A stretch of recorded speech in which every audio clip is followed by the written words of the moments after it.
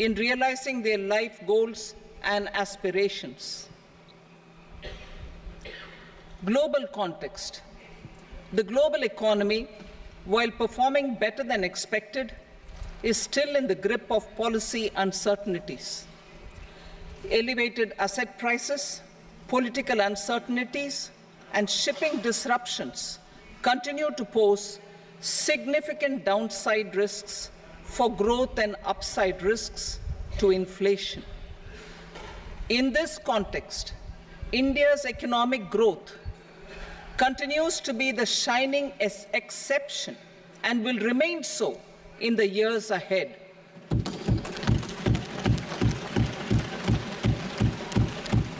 India's inflation continues to be low, stable, and moving towards the 4% target. Core inflation, that is non-food and non-fuel, currently is 3.1%. Steps are being taken to ensure supplies of perishable goods reach markets adequately. Interim budget. As mentioned in the interim budget, we need to focus on 4 major castes, namely the Garib, Mahilaye, Yuva, and Annadata, the poor, women, youth, and the farmer. For Annadata, we announced higher minimum support prices a month ago for all major crops, delivering on the promise of at least a 50% margin over costs. Pradhan Mantri Garib Kalyan Anna Yojana was extended for 5 years, benefiting more than 80 crore people. Administrative actions for approval and implementation of various schemes announced in the interim budget are well underway. The required allocations have been made. Budget theme. Turning attention to the full year and beyond in this budget, we particularly focus on employment, skilling, MSMEs, and the middle class. I am happy to announce the Prime Minister's package of 5 schemes and initiatives to facilitate employment, skilling, and other opportunities for 4.1 crore youth over a 5-year period, with a central outlay of 2 lakh crore rupees. I will speak about them shortly, while more details may be seen in the annexure. This year, I've made a provision of 1.48 lakh rupees, 1.48 lakh crore rupees for education, employment, and skilling. Budget priorities. The people have given a unique opportunity to our government to take the country on the path of strong development and an all-round prosperity. In the interim budget, we promise to present a detailed roadmap for our pursuit of Viksit Bharat. In line with the strategy set out in the interim budget, this budget envisages sustained efforts on the following 9 priorities for generating ample opportunities for all. Number 1, productivity and resilience in agriculture. Number 2, employment and skilling. Number 3, inclusive human resource development and social justice. 4, manufacturing and services. 5, urban development. 6, energy security. 7, infrastructure. 8, innovation, research and development. And 9, next generation reforms. Subsequent budgets will build on these and add more priorities and actions. A more detailed formulation will be carried out as part of the economic policy framework, about which I will speak later in this speech. This budget details some of the specific actions to be initiated in the current year towards fulfillment of these priorities with potential for transformative changes.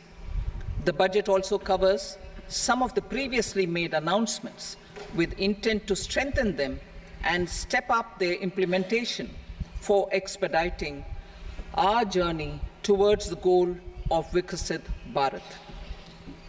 Priority 1, productivity and resilience in agriculture.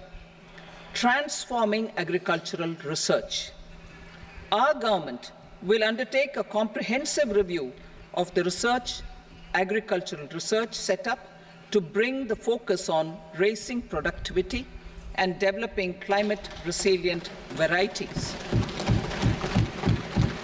Funding will be provided in challenge mode, including to the private sector. Domain experts, both from the government and outside, will oversee the conduct of such research. Release of new varieties. New 109 high-yielding and climate-resilient varieties of 32 field and horticultural crops will be released for cultivation by farmers. Natural farming. In the next 2 years, 1 crore farmers across the country will be initiated into natural farming, supported by certification and branding. Implementation will be through scientific institutions and willing gram panchayats. 10,000 need-based bio-input resource centers will be established. Missions for pulses and oilseeds. For achieving self-sufficiency in pulses and oilseeds, we will strengthen their production, storage, and marketing. As announced in the interim budget, a strategy is being put in place to achieve Atmanirbharta for oilseeds such as mustard, groundnut, sesame, soybean, and sunflower. Vegetable production and supply chains. Large-scale clusters for vegetable production will be developed closer to major consumption centers. We will promote farmer-producer organizations, cooperatives, and startups for vegetable supply chains, including for collection and storage and marketing. Digital public infrastructure for agriculture. Buoyed by the success of the pilot project, our government, in partnership with the states, will facilitate the implementation of the digital public infrastructure in agriculture for coverage of farmers and their lands in 3 years. During this year, digital crop survey for Kharif using the DPI will be taken up in 400 districts. The details of 6 crore farmers and their lands will be brought into the farmer and land registries.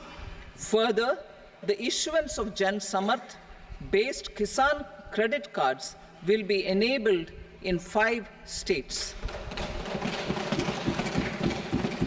Shrimp production and export. Financial support for setting up a network of nucleus breeding centers for shrimp brood stocks will be provided. Financing for shrimp farming, processing, and export will be facilitated through NABARD. National cooperation policy. Our government will bring out a national cooperation policy for systematic, orderly, and all-round development of the cooperative sector, fast-tracking growth of rural economy and generation of employment opportunities on a large scale will be the policy goal. This year, I have made a provision of 1.52 lakh crore rupees for agriculture and allied sectors.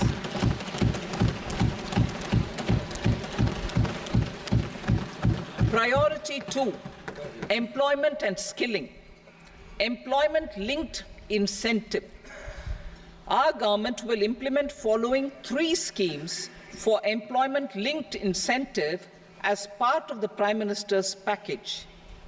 These will be based on enrollment in the EPFO and focus on recognition of first-time employees and support to employees and employers. Scheme A, first-timers.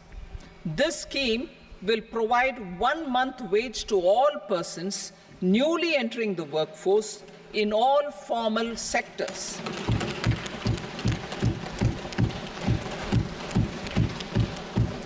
Direct benefit transfer of 1 month's salary in 3 installments to first-time employees as registered in the EPFO will be up to 15,000 rupees. The eligibility limit will be a salary of 1 lakh per month.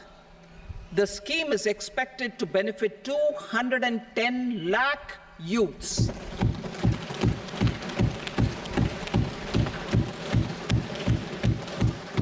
Scheme B, job creation in manufacturing.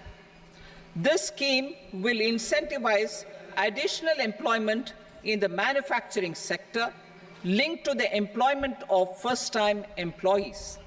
An incentive will be provided at specified scale directly both to the employee and the employer with respect to the EPFO contribution in the first 4 years of employment. The scheme is expected to benefit 30 lakh youth entering employment and their employers.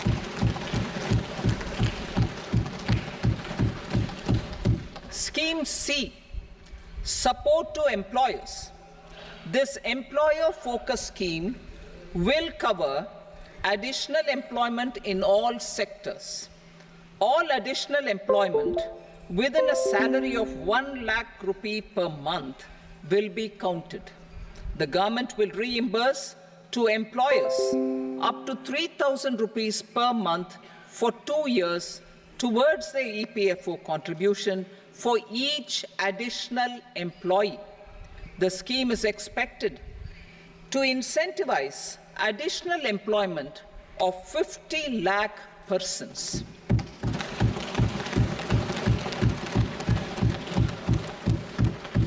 Participation of women in the workforce.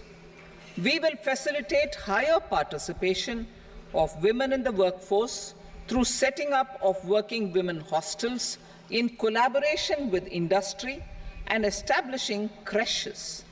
In addition, the partnership will seek to organize women-specific skilling programs and promotion of market access for women SHG enterprises.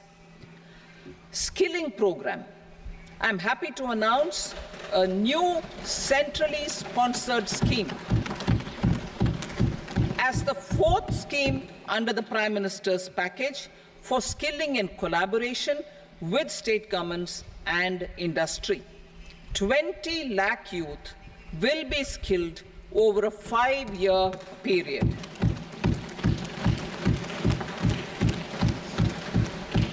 (1,000) industrial training institutes will be upgraded in hub and spoke arrangements with outcome orientation. Course content and design will be aligned to the skill needs of industry, and new courses will be introduced for emerging needs. Skilling loans. The model skill loan scheme will be revised to facilitate loans up to 7.5 lakh rupees with a guarantee from a government-promoted fund. This measure is expected to help 25,000 students every year.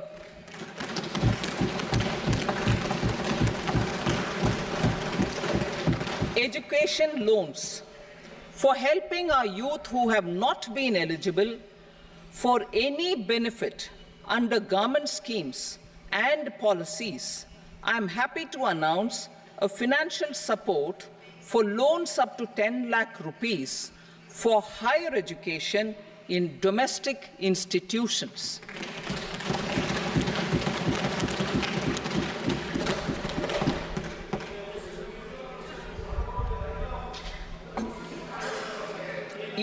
E-vouchers for this purpose. E-vouchers for this purpose will be given directly to 1 lakh students every year for annual interest subvention of 3% of the loan amount. Priority 3, inclusive human resource development and social justice, saturation approach. Our government is committed to all-round, all-pervasive and all-inclusive development of people, particularly farmers, youth, women, and the poor. For achieving social justice comprehensively, the saturation approach of covering all eligible people through various programs, including those for education and health, will be adopted to empower them by improving their capabilities. Implementation of schemes meant for supporting economic activities by craftsmen, artisans, self-help groups, scheduled caste, scheduled tribe, and women entrepreneurs and street vendors such as the PM Vishwakarma, PM Swanidhi, National Livelihood Missions, and Stand Up India will be stepped up. Purvodaya. The states in the eastern part of the country are rich in endowments and have strong cultural traditions. We will formulate a plan, Purvodaya, for the all-round development of the eastern region of the country, covering Bihar, Jharkhand, West Bengal, Odisha, and Andhra Pradesh. This will cover human resource development, infrastructure, and generation of economic opportunities to make the region an engine to attain Vikasit Bharat. On the Amritsar-Kolkata Industrial Corridor, we will support development of an industrial node at Gaya. This corridor will catalyze industrial development of the eastern region. The industrial node at Gaya will also be a good model for developing our ancient centers of cultural importance into future centers of modern economy. This model shall showcase Vikas B, Virasat B in our growth trajectory. We will also support development of road connectivity projects, namely 1. Patna-Purnia Expressway, 2. Buxar-Bhagalpur Expressway, 3. Bodh Gaya, Rajgir, Vaishali and Darbhanga spurs, and 4. Additional 2-lane bridge over River Ganga at Buxar at a total cost of 26,000 crore rupees.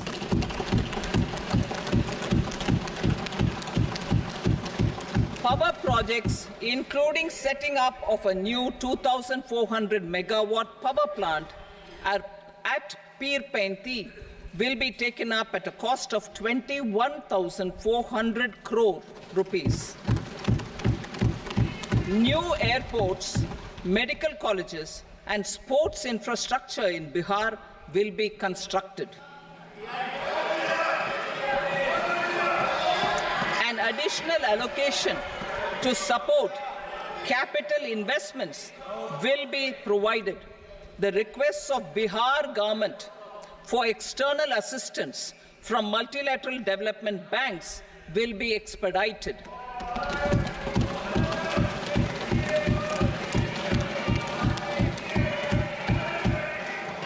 Andhra Pradesh Reorganization Act.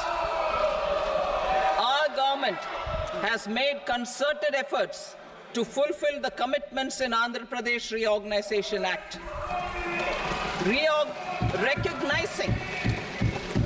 Recognizing the state's need for the capital, recognizing the state's need for a capital, we will facilitate special financial support through multilateral development agencies. In the current financial year, 15,000 crore rupees will be arranged with additional amounts in future years.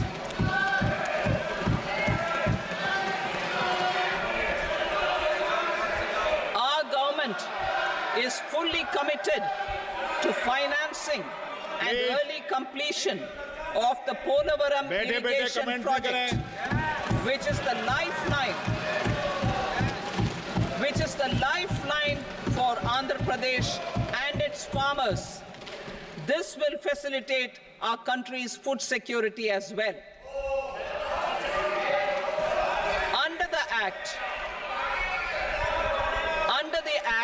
Andhra Pradesh Reorganization Act, for promoting industrial development, funds will be provided for essential infrastructure such as water, power, railways, and roads in Kopparthi node on the Visakhapatnam-Chennai Industrial Corridor and Varavakal node on the Hyderabad-Bangalore Industrial Corridor. An additional allocation will be provided this year towards capital investment for economic growth. Grants for backward regions of Rayalaseema, Prakasham, North Coastal Andhra, as stated in the Act, will be provided. PM Awas Yojana. 3 crore additional houses under the PM Awas Yojana in rural and urban areas in the country have been announced, for which the necessary allocations are being made. Women-led development. For promoting women-led development, the budget carries an allocation of more than 3 lakh crore for schemes benefiting women and girls. This signals our government's commitment for enhancing women's role in economic development. Pradhan Mantri Janjatiya Unnat Gram Abhiyan. For improving the socio-economic condition of tribal communities, we will launch the Pradhan Mantri Janjatiya Unnat Gram Abhiyan by adopting saturation coverage for tribal families in tribal majority villages and aspirational districts.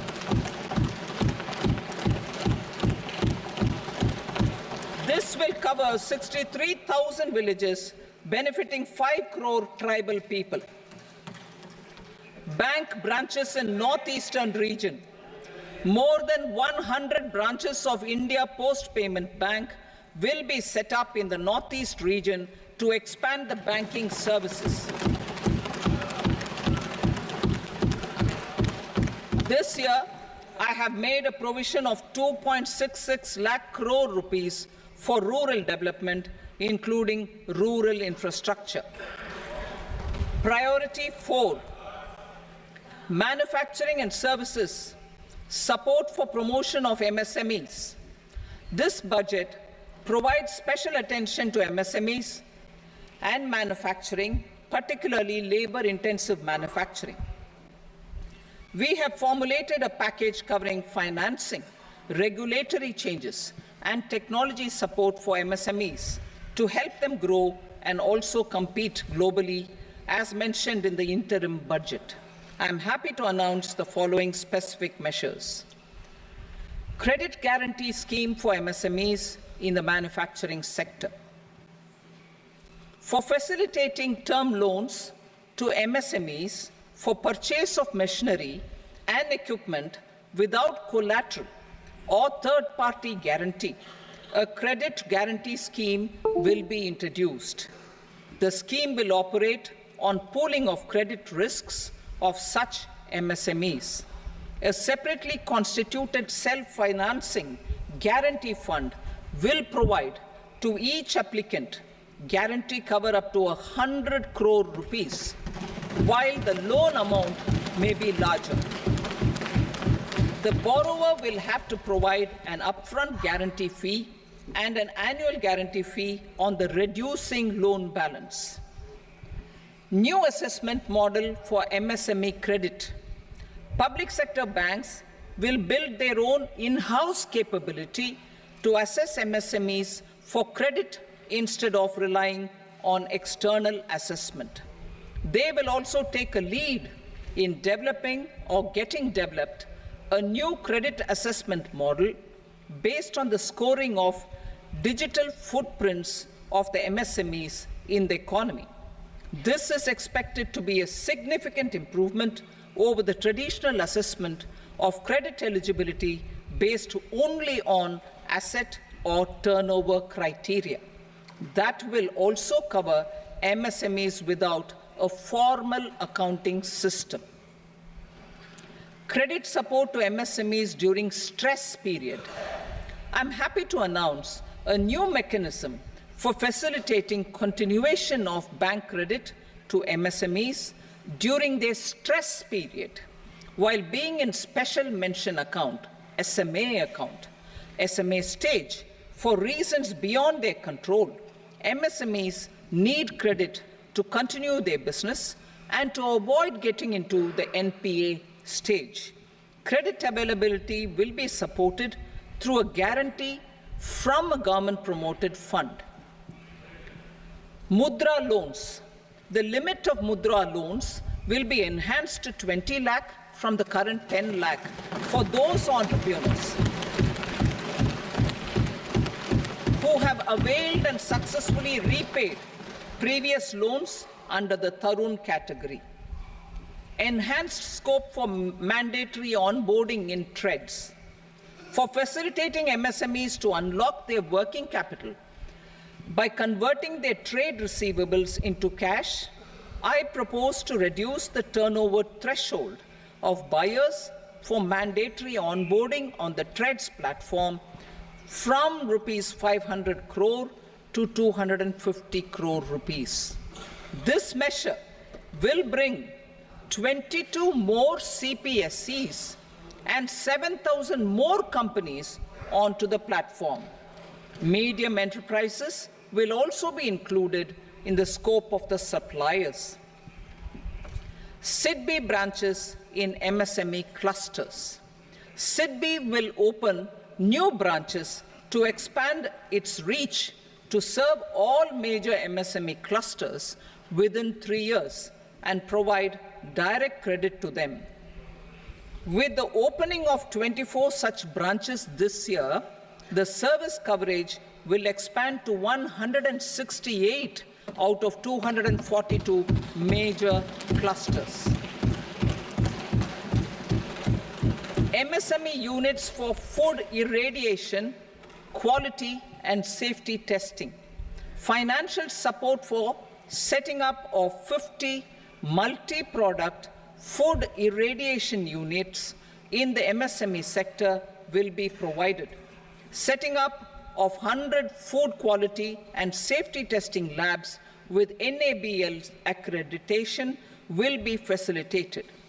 E-commerce export hubs to enable MSMEs and traditional artisans to sell their products in international markets. E-commerce export hubs will be set up in public-private partnership mode.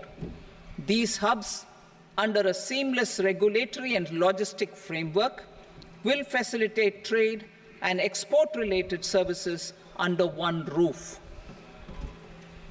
Measures for promotion of manufacturing and services. Internship in top companies. As the fifth scheme under Prime Minister's package, our government will launch a comprehensive scheme for providing internship opportunities in 500 top companies to 1 crore youth in 5 years. They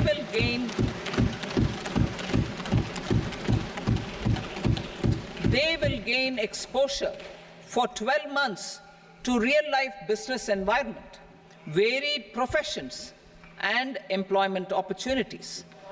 An internship allowance of 5,000 per month, 5,000 rupees per month, along with a one-time assistance of 6,000 rupees will be provided. Companies will be expected to bear the training cost and 10% of their internship cost from their CSR funds. Industrial parks. Our government will facilitate development of investment-ready, plug-and-play industrial parks with complete infrastructure in or near 100 cities in partnership with the states and private sector by better using town planning schemes.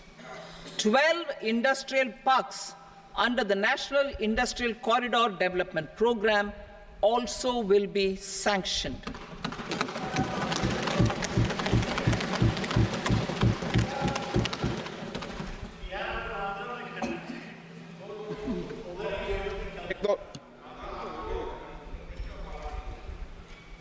Veggie paper, no. Please, Petier.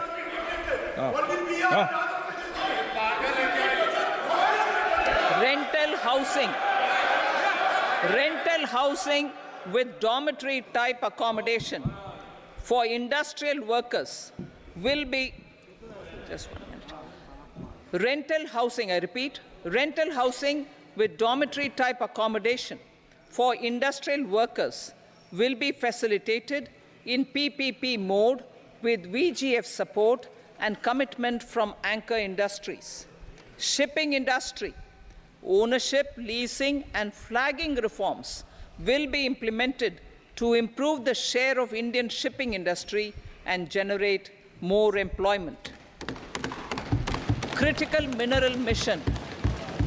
We will set up a critical mineral mission for domestic production, recycling of critical minerals and overseas acquisition of critical mineral assets. Its mandate will include technology development, skilled workforce, extended producer responsibility framework, and a suitable financing mechanism. Offshore mining of minerals. Our government will launch the auction of the first tranche of offshore blocks for mining, building on the exploration already carried out. Digital public infrastructure applications.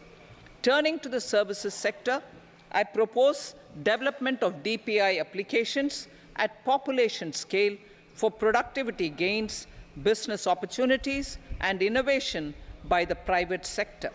These are planned in the areas of credit, e-commerce, education, health, law and justice, logistics, MSME service delivery, and urban governance. Integrated technology platform for IBC ecosystem. An integrated technology platform will be set up for improving the outcomes under the Insolvency Bankruptcy Code for achieving consistency, transparency, timely processing, and better oversight for all stakeholders. Voluntary closure of LLPs. The services of the Center for Processing Accelerated Corporate Exit, CPACE, will be extended for voluntary closure of LLPs to reduce the closure times. National Company Law Tribunals. The IBC has resolved more than 1,000 companies, resulting in direct recovery of 3.3 lakh crore to creditors. 3.3 lakh crore rupees to creditors. In addition, 28,000 cases involving over 10 lakh crore rupees have been disposed of even prior to admission. Appropriate changes to the IBC, reforms and strengthening of the tribunal and appellate tribunals will be initiated to speed up insolvency resolution. Additional tribunals will be established. Out of those, some will be notified to decide cases exclusively under the Companies Act. Debt recovery. Steps for reforming and strengthening debt recovery tribunals will be taken. Additional tribunals will be established to speed up recovery. Priority 5, urban development. Cities as growth hubs. Working with states, our government will facilitate development of cities as growth hubs. This will be achieved through economic and transit planning and orderly development of peri-urban areas utilizing town planning schemes. Creative redevelopment of cities. For creative brownfield redevelopment of existing cities with a transformative impact, our government will formulate a framework for enabling policies, market-based mechanisms, and regulation. Transit-oriented development. Transit-oriented development plans for 14 large cities with a population above 30 lakh will be formulated, along with an implementation and financing strategy. Urban housing. Under the PM Awas Yojana, Urban 2.0, housing needs of 1 crore urban poor and middle-class families will be addressed with an investment of 10 lakh crore rupees. This will include the central assistance of 2.2 lakh crore rupees in the next 5 years. A provision of interest subsidy to facilitate loans at affordable rates is also envisaged. In addition, enabling policies and regulations for efficient and transparent rental housing markets with enhanced availability will also be put in place. Water supply and sanitation. In partnership with state governments and multilateral development banks, we will promote water supply, sewage treatments, and solid waste management projects and services for 100 large cities through bankable projects. These projects will also envisage use of treated water for irrigation and filling up of tanks in nearby areas. Street markets. Building on the success of PM Swanidhi scheme in transforming the lives of street vendors, our government envisions a scheme to support each year over the next 5 years the development of 100 weekly hearts or street food hubs in select cities. Stamp duty.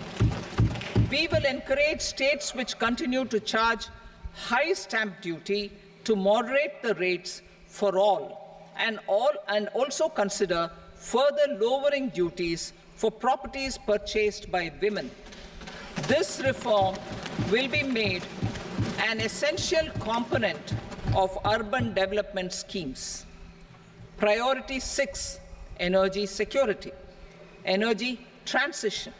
In the interim budget, I had announced our strategy to sustain high and more resource-efficient economic growth, along with the energy security in terms of availability, accessibility, and affordability. We will bring out a policy document on appropriate energy transition pathways that balances the imperatives of employment, growth, and environmental sustainability. PM Surya Ghar Muft Bijli Yojana. PM Surya Ghar Muft Bijli Yojana. In line with the announcement in the interim budget,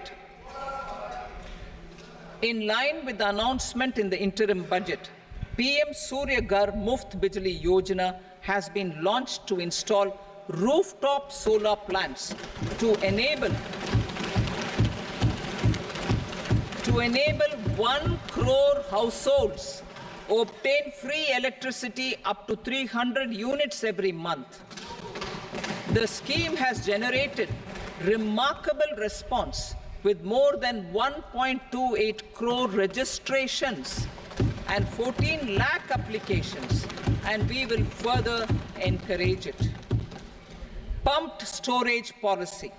A policy for promoting pumped storage projects will be brought out for electricity storage and facilitating smooth integration of the growing share of renewable energy with its variable and intermittent nature in the overall energy mix. research and development of small and modular nuclear reactors. Nuclear energy is expected to form a very significant part of the energy mix for Viksit Bharat. Towards that pursuit, our government will partner with the private sector for 1. Setting up Bharat Small Reactors, 2. Research and development of Bharat Small Modular Reactor, and 3. Research and development of newer technologies for nuclear energy. The R&D funding announced in the interim budget will be made available for this sector also. Advanced ultra supercritical thermal power plants. The development of indigenous technology for advanced ultra supercritical thermal power plants with much higher efficiency has been completed. A joint venture between NTPC and BHEL will set up a full-scale 800 megawatt commercial plant using AUSC technology. The government will provide the required fiscal support. Moving forward, development of indigenous capacity for the production of high-grade steel and other advanced metallurgy materials for these plants will result in strong spin-off benefits for the economy. Roadmap for hard-to-abate industries. A roadmap for moving the hard-to-abate industries from energy efficiency targets to emission targets will be formulated. Appropriate regulations for transition of these industries from the current perform, achieve, and trade mode to Indian carbon market mode will be put in place. Support to traditional micro and small industries. An investment-grade energy audit of traditional micro and small industries in 60 clusters, including brass and ceramic, will be facilitated. Financial support will be provided for shifting them to cleaner forms of energy and implementation of energy efficiency measures. The scheme will be replicated in another 100 clusters in the next phase. Priority 7, infrastructure investment by central government. Significant investment the central government has made over the years in building and improving infrastructure has had a strong multiplier effect on the economy. We will endeavor to maintain strong fiscal support for infrastructure over the next 5 years in conjunction with imperatives of other priorities and fiscal consolidation. This year, I have provided 11,11,111 crore rupees for capital expenditure. This would be 3.4% of our GDP. Infrastructure investment by state governments. We will encourage states to provide support of similar scale for infrastructure, subject to their development priorities. A provision of 1.5 lakh crore rupees for long-term interest-free loans have been made this year also to support the states in their resource allocation. Private investment in infrastructure. Investment in infrastructure by private sector will be promoted through viability gap funding and enabling policies and regulations. A market-based financing framework will be brought out.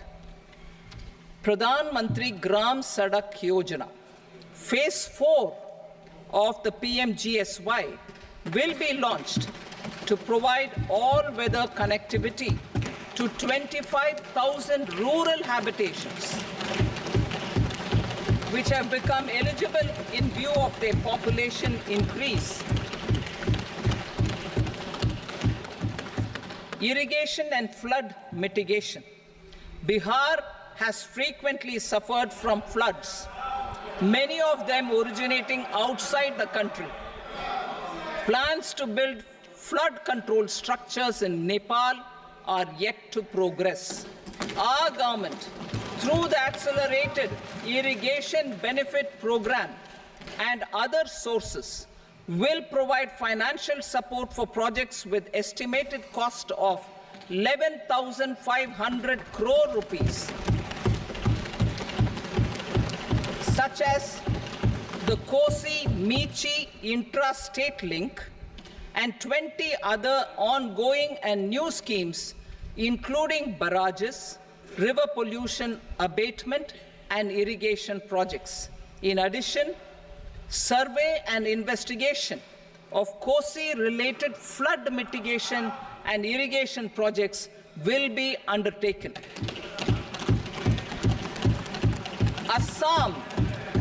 Assam grapples with floods every year by the Brahmaputra River and its tributaries originating outside India.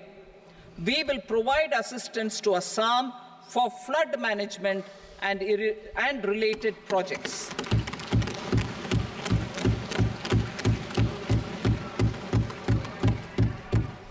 Himachal Pradesh suffered extensive losses due to floods last year. Our government will provide assistance to the state for reconstruction and rehabilitation through multilateral development assistance.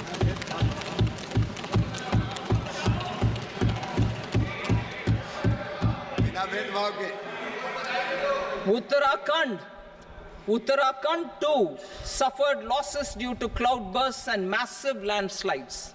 We will provide assistance to the state. Recently, Sikkim witnessed devastating flash floods and landslides that wreaked havoc across the state. Our government will provide assistance to the state. Tourism has always been a part of our civilization. Our efforts in positioning India as a global tourist destination will also create jobs, stimulate investments, and unlock economic opportunities for other sectors. In addition to the measures outlined in the interim budget, I propose the following measures.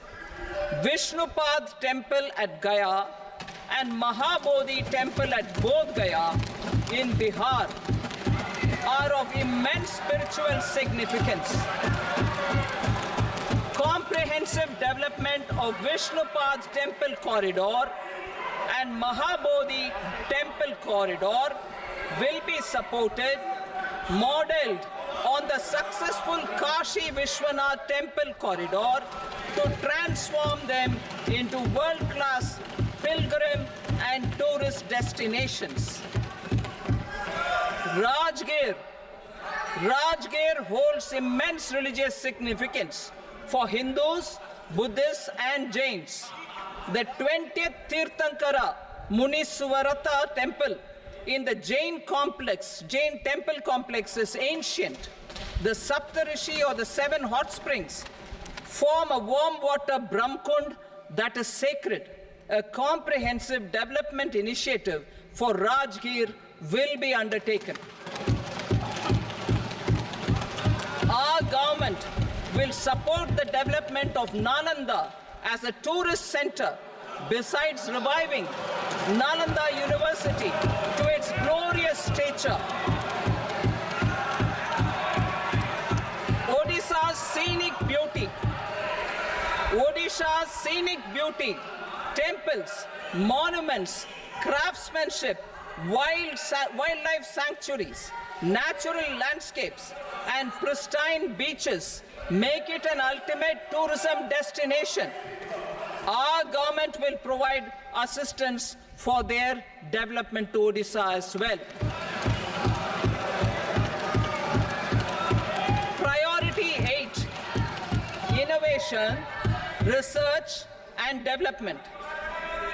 We will operationalize the Anusandhan National Research Fund for basic research and prototype development. Further, we will set up a mechanism for spurring private sector-driven research and innovation at commercial scale, with a financing pool of 1 lakh crore rupees in line with the announcement in the interim budget. Space economy.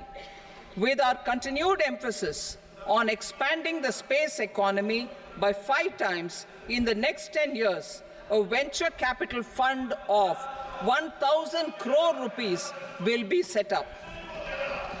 Priority 9, next generation reforms. Economic policy framework. We will formulate an economic policy framework to delineate the overarching approach to economic development and set the scope of the next generation of reforms for facilitating employment opportunities and sustaining high growth. Our government will initiate and incentivize reforms for 1. Improving productivity of factors of production, and 2. Facilitating markets and sectors to become more efficient. These reforms will cover all factors of production, namely land, labor, capital, and entrepreneurship, and technology as an enabler of improving total factor productivity and bridging inequality. Effective implementation of several of these reforms requires collaboration between the center and the states, and building consensus as development of the country lies in development of the states. For promoting competitive federalism and incentivizing states for faster implementation of reforms, I propose to earmark a significant part of the 50-year interest-free loan. Working with the states, we will initiate the following reforms.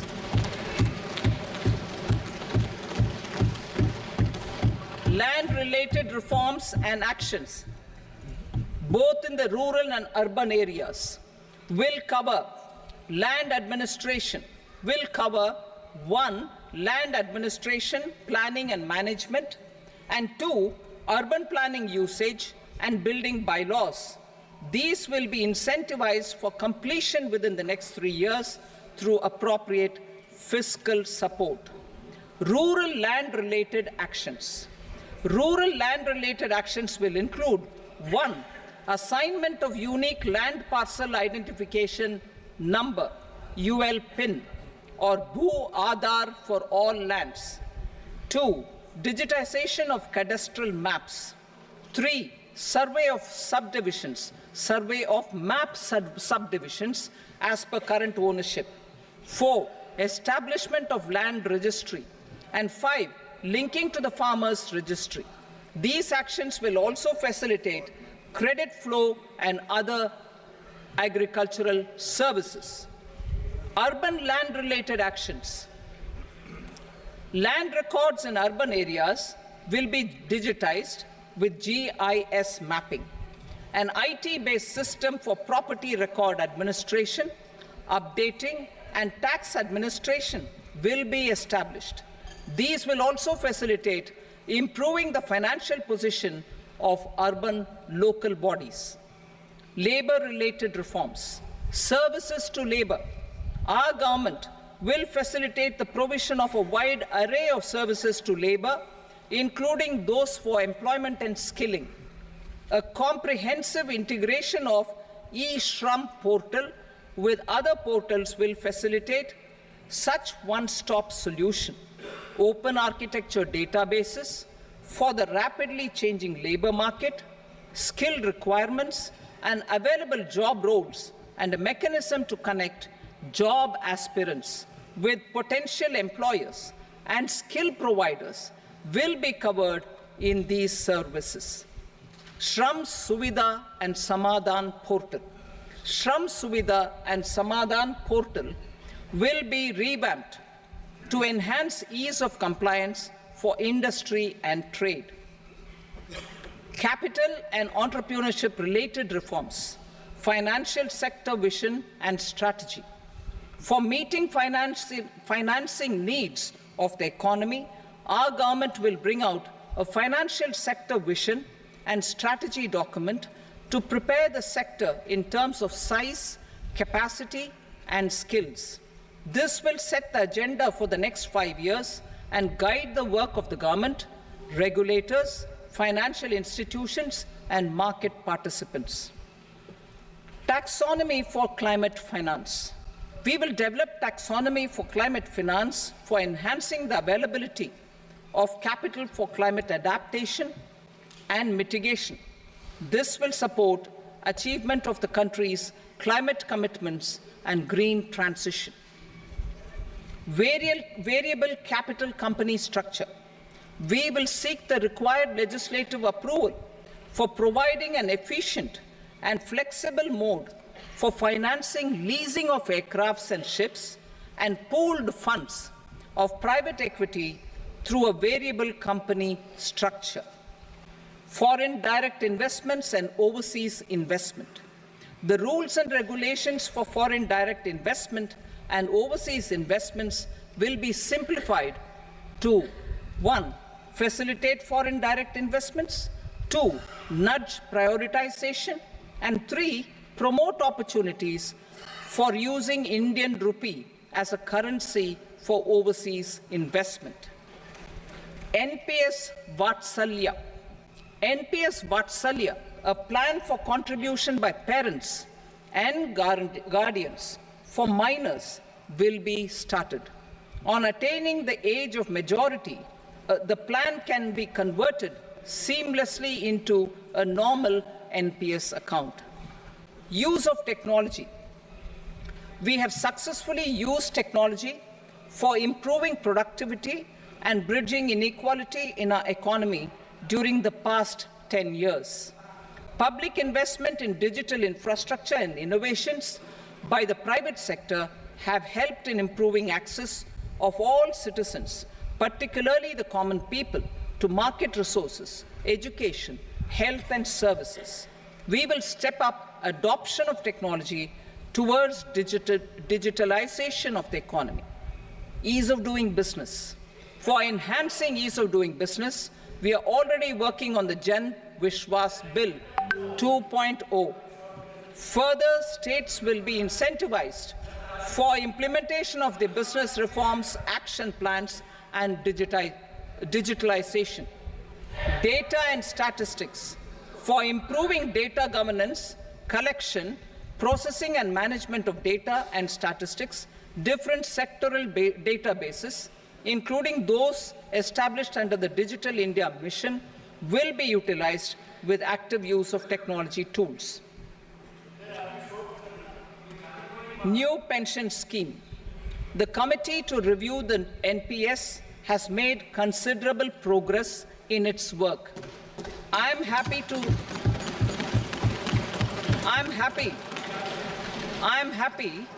that the staff side of the National Council of the Joint Consultative Machinery for Central Government Employees has taken a constructive approach.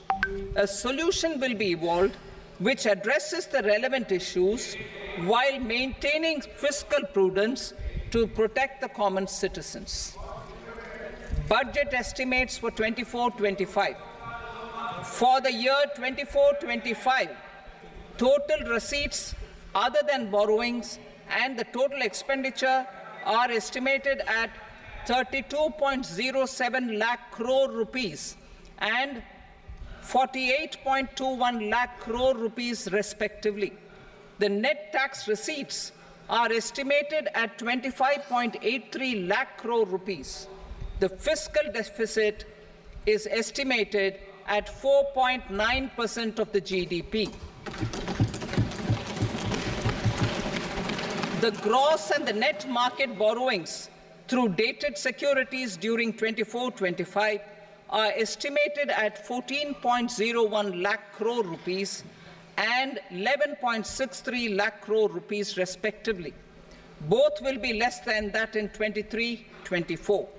The fiscal consolidation path announced by me in 2021 has served our economy very well, and we aim to reach the deficit below 4.5% next year. The government is committed to staying the course. From 2026-27 onwards, our endeavour will be to keep the fiscal deficit each year such that the central government's debt will be on a declining path as percentage of GDP. I will now move to Part B.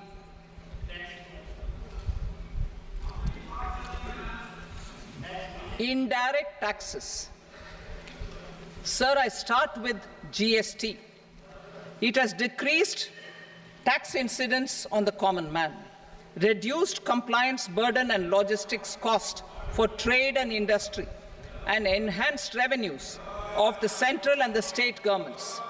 It is a success of vast proportions.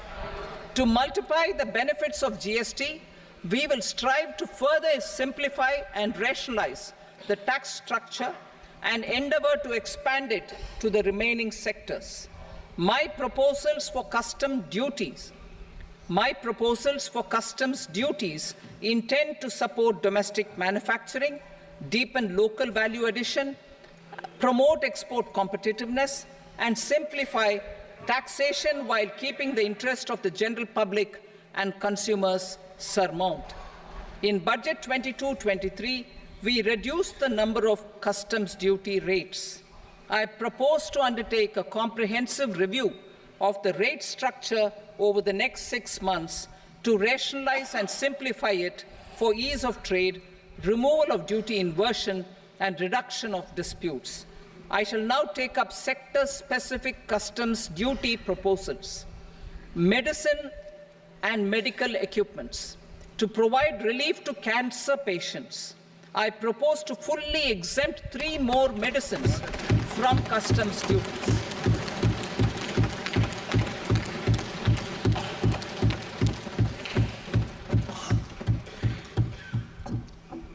I also propose changes in the BCD on X-ray tubes and flat panel detectors for use in medical X-ray machines under the phased manufacturing program so as to synchronize them with the domestic capacity addition.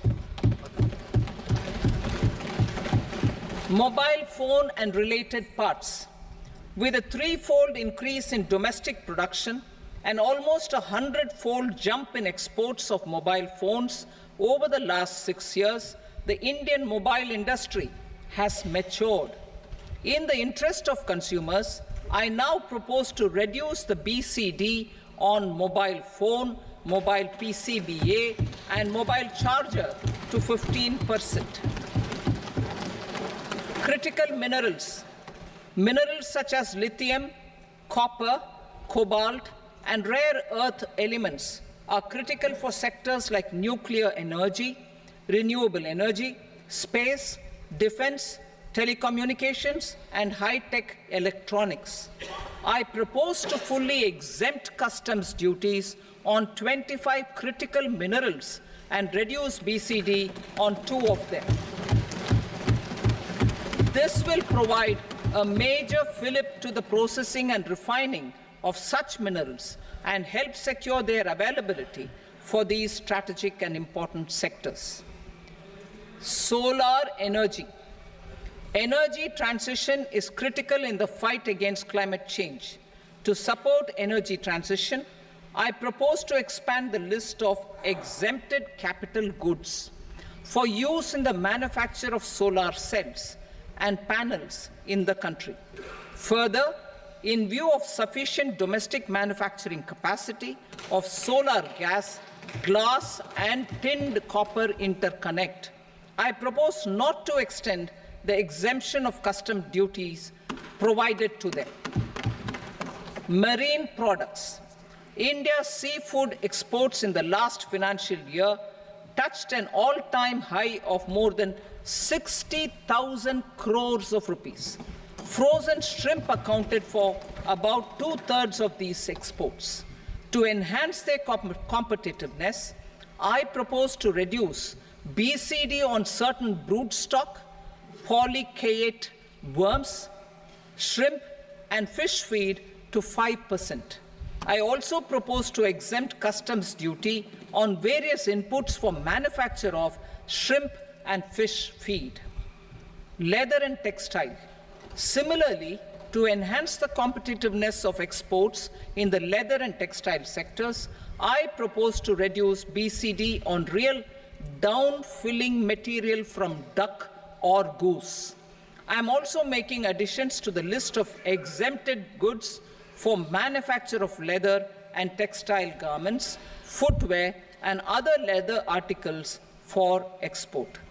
To rectify inversion in duty, I propose to reduce BCD subject to conditions on methylene diphenyl diisocyanate, MDI, for manufacture of spandex yarn from 7.5 to 5%.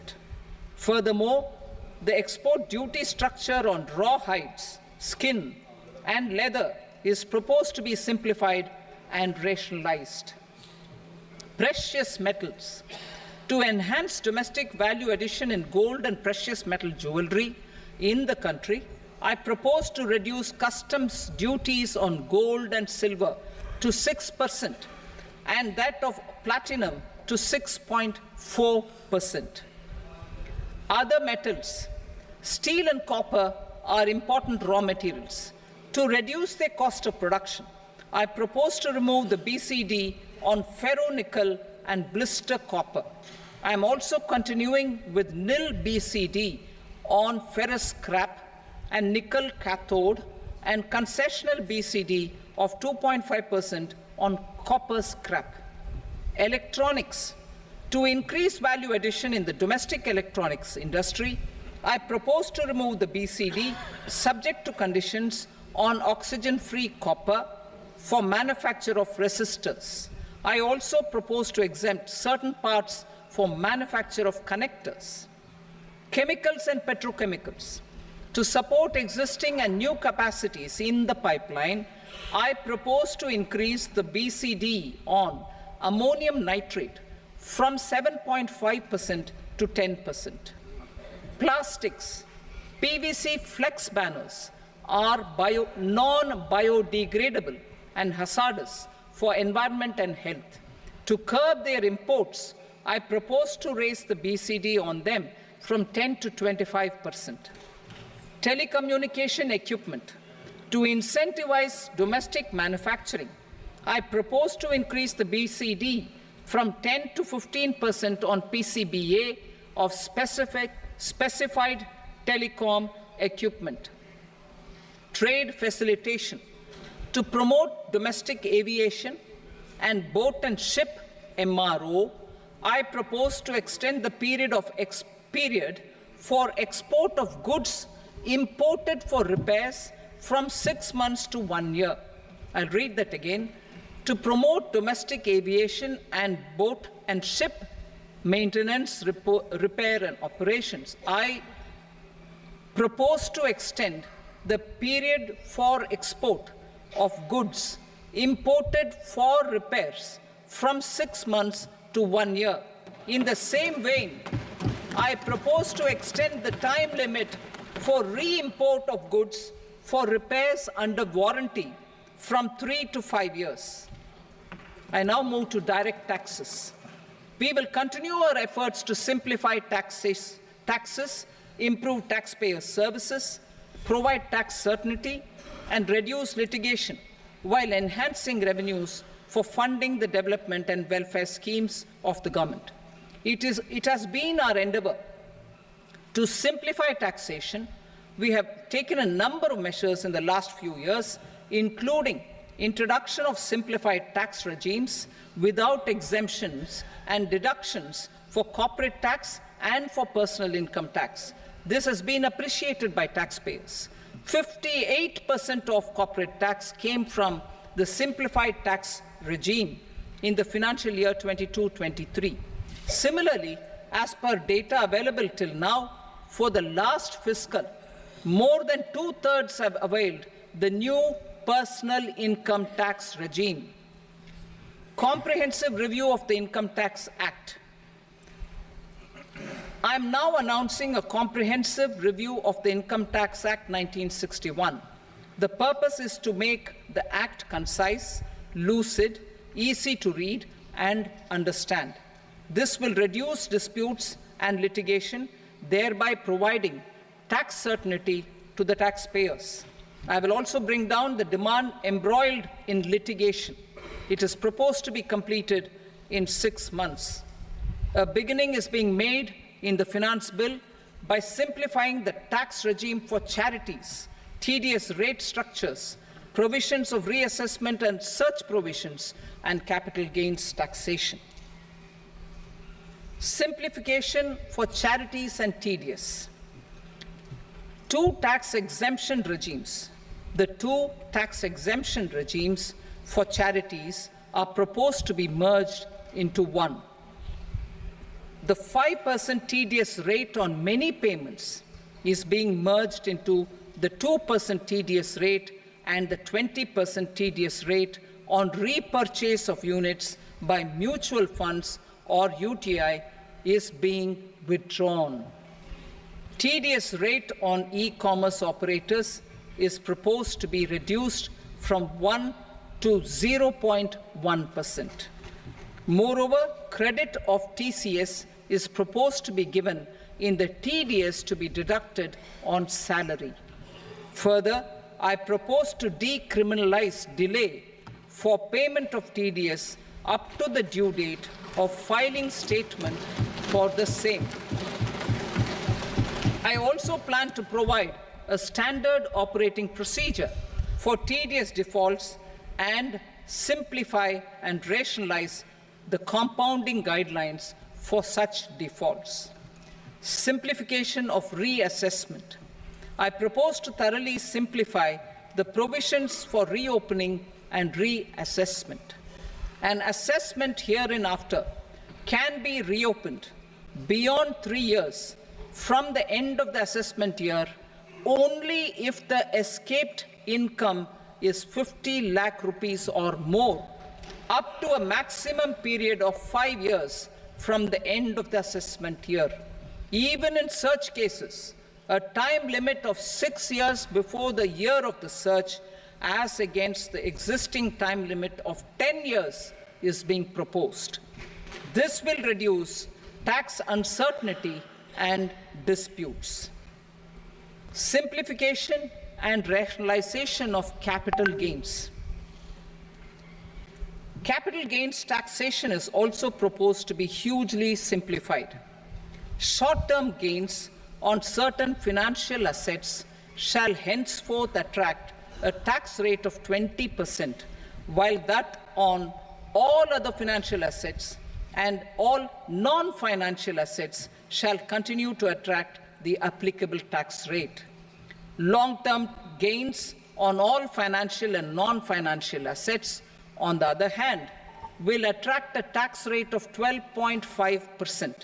For the benefit of the lower and the middle income classes, I propose to increase the limit of exemption of capital gains on certain financial assets to 1.25 lakh rupees per year. Listed financial assets held for more than a year will be classified as long-term, while unlisted financial assets and all non-financial assets will have to be held for at least 2 years to be classified as long-term. Unlisted bonds and debentures, debt mutual funds, and market-linked debentures, irrespective of holding period, however, will attract tax on capital gains at applicable rates. Taxpayer services. All the major taxpayer services under GST and most services under customs and income tax have been digitalized. All remaining services of customs and income tax, including rectification and order giving effect to appellate orders, shall be digitalized and made paperless over the next 2 years. Litigation and appeals. While our concerted efforts to reduce pendency of appeals at various appellate fora are beginning to show good results, it will continue to engage our highest attention. To dispose of the backlog of first appeals, I plan to deploy more officers to hear and decide such appeals, especially those with large tax effect. For resolution of certain income tax disputes pending an appeal, I am also proposing Vivad Se Vishwas Scheme 2024. Further, I propose to increase monetary limits for filing appeals related to direct taxes, excise and service tax in the tax tribunals, high courts and Supreme Court to 60 lakh rupees, 2 crore rupees and 5 crore respectively, with a view to reduce litigation and provide certainty in international taxation. We will expand the scope of safe harbor rules and make them more attractive. We will also streamline the transfer pricing assessment procedure. Employment and investment. I have a few proposals to promote investment and foster employment. First of all, to bolster the Indian startup ecosystem, boost the entrepreneurial spirit, and to support innovation, I propose to abolish the so-called angel tax for all classes of investors. Second, there is tremendous potential for cruise tourism in India. To give a fillip to this employment-generating industry, I am proposing a simpler tax regime for foreign shipping companies operating domestic cruises in the country. Third, India is a world leader in the diamond cutting and polishing industry, which employs a large number of skilled workers. To further promote the development of this sector, we would provide for safe harbor rates for foreign mining companies selling raw diamonds in the country. Fourth, to attract foreign capital for our development needs, I propose to reduce the corporate tax rate on foreign companies from 40 to 35%. Deepening the tax base. I have a couple of proposals for deepening the tax base. First, security transaction tax on futures and options of securities is proposed to be increased to 0.02% and 0.1% respectively. Second, for reasons of equity, I propose to tax income received on buyback of shares in the hands of recipients. Other proposals: to improve social security benefits, deduction of expenditure by employers towards NPS is proposed to be increased from 10 to 14% of the employee's salary. Similarly, deduction of this expenditure up to 14% of salary from the income of employees in private sector, public sector banks and undertakings opting for the new tax regime is proposed to be provided. Indian professionals working in multinationals get ESOPs and invest in social security schemes and other movable assets abroad. Non-reporting of such small foreign assets has penal consequences under the Black Money Act. Such non-reporting of movable assets up to 20 lakh rupees is proposed to be depenalized. Other major proposals in the finance bill relate to withdrawal of equalization levy of 2%, expansion of tax benefits to certain funds and entities in IFSCs, and immunity from penalty and prosecution to Benamidar on full and true disclosure so as to improve conviction under the Benami Transaction Prohibition Act 1988. Personal income tax. Coming to personal income tax rates, I have two announcements to make for those opting for the new tax regime. First, the standard deduction for salaried employees is proposed to be increased from 50,000 to 75,000 rupees.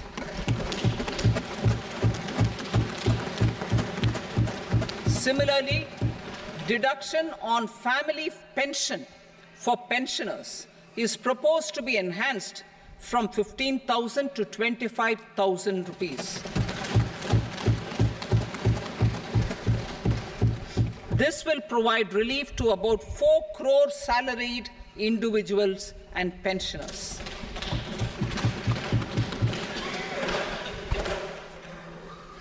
Second, in the new tax regime, the tax rate structure is proposed to be revised as follows: 0 to 3 lakh rupees, nil; 3 to 7 lakh rupees, 5%; 7 to 10 lakh rupees, 10%; 10 to 12 lakh rupees, 15%; 12 to 15 lakh rupees, 20%; and above 15 lakh rupees, 30%.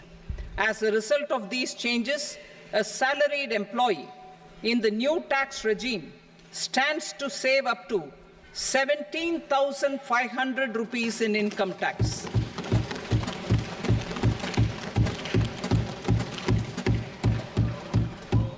Apart from these, I am also making some other changes as given in the annexure. As a result of these proposals, revenue of about 37,000 crore, that is 29,000 crore in direct taxes and 8,000 crore in indirect taxes, will be foregone, while revenue of about 30,000 crore rupees will be additionally mobilized. Thus, the total revenue foregone is about 7,000 crores annually. Mr. Speaker, sir, with this, I commend the budget to this august House. Jai Hind.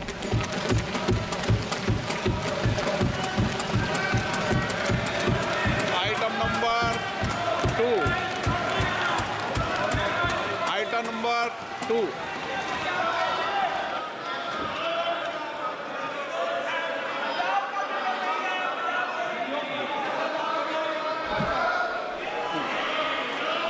Sir, with your permission, I rise to lay on the table the following statements under Section 3 of the Fiscal Responsibility and Budget Management, FRBM Act 2003, Medium-Term Fiscal Policy cum Fiscal Policy Strategy Statement, and Macroeconomic Framework Statement. Item number 3. Sir, with your permission, I rise to move for leave to introduce the Finance Number 2 Bill 2024. प्रश्न ये कि विधेयक को पुनर्स्थापित करने की अनुमति प्रदान की जाए। जो सदस्य इसके पक्ष में हाँ कहें, जो सदस्य विरोध में ना कहें। मेरे विचार में निर्णय हाँ वालों के पक्ष में अनुमति प्रदान की जाती है। माननीय मंत्री जी, अब विधेयक पुनर्स्थापित करें। Sir, I introduce the bill. Item number 4. The Union Territory of Jammu and Kashmir budget. Sir, I rise to present a statement, Hindi and English versions, of the estimated receipts and expenditure of the Union Territory of Jammu and Kashmir for the year 24-25. सभा की कार्रवाई कल बुधवार दिनांक 24 जुलाई 2024 को प्राप्त 11 बजे तक के लिए स्थगित की जाती है।